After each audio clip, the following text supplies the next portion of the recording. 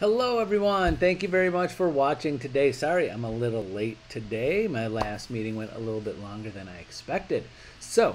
But today's topic that I was thinking about this morning was, have you ever been the difference maker? Any agent that's been in the business more than, well, like, might even be your one sale. If you're brand new in real estate and you had your first sale and that's it, you might be able to say this. You might be able to think back and say, I made the difference in making that deal happen, that sale happen.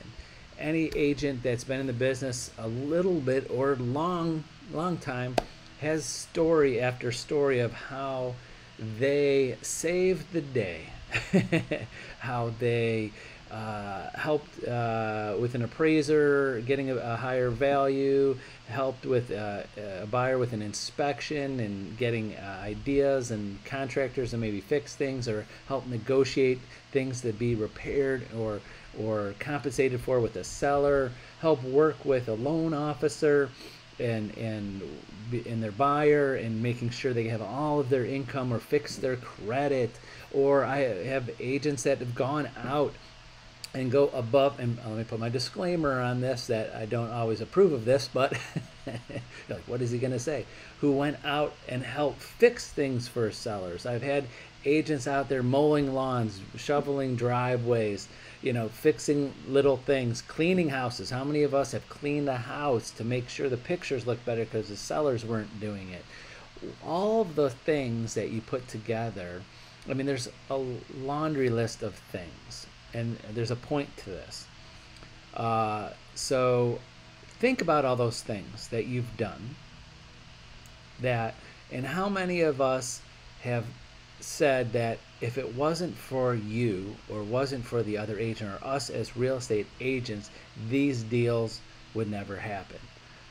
I will say this, go on the record that I feel, I won't put a percentage on this, but almost all, I'll say almost all, and that's within reason, sales probably would not happen or go as smoothly without realtors or good realtors involved. That's why over, I think it's about 95% of all the houses sold in the country are sold with realtors. Don't fact check that. I mean, that was a few years ago. I think it was 4 to 5% were for sale by owners. I don't know about this year, but I still think it's the same or even lower for sale by owners, so even more realtors.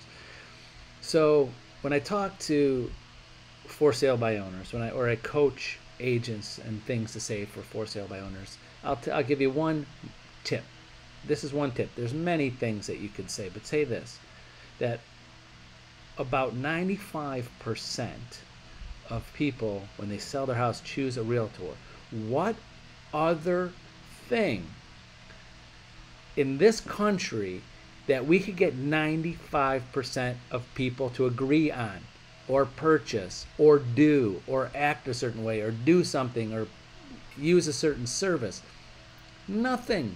I honestly think, I mean, if you want to send me a direct message or a text, I really don't know anything where 95% of the country does this service or buys this product or uses this industry. I don't know.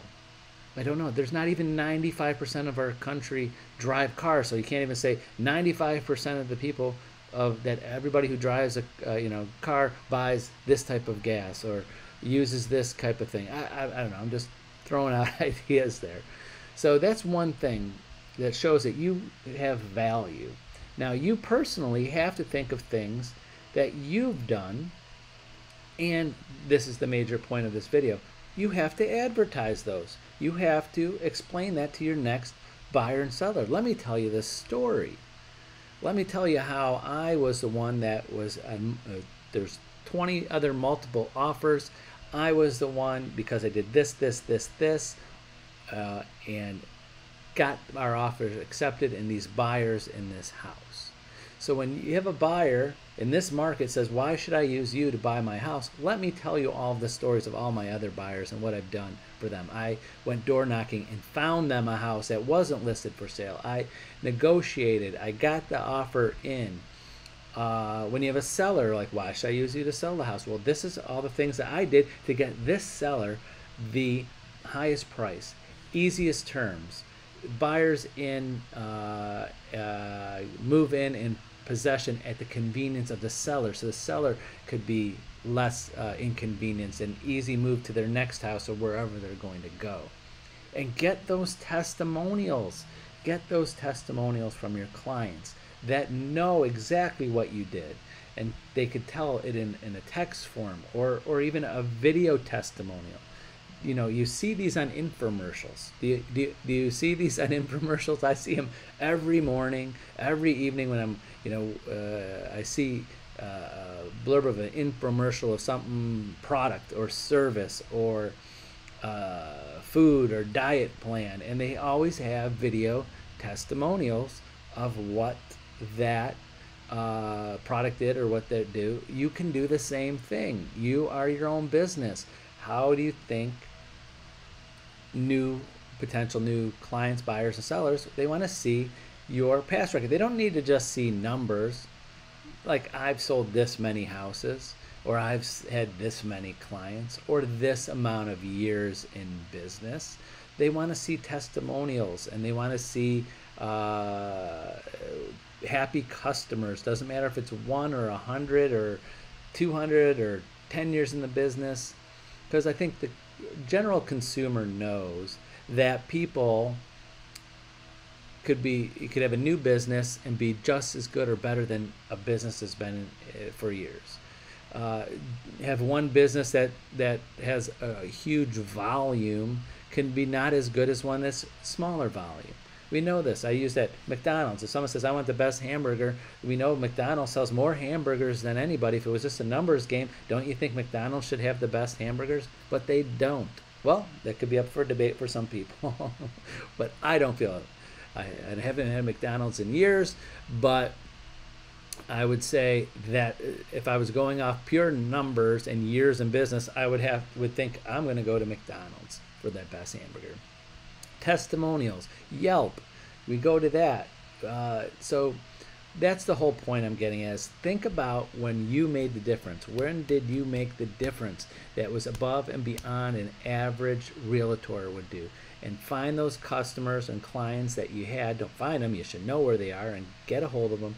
Get a testimonial, get a video testimonial, get a written testimonial, put them on your website, share them with future clients, put it on your Facebook, put it on your social media, and let people do the talking for you.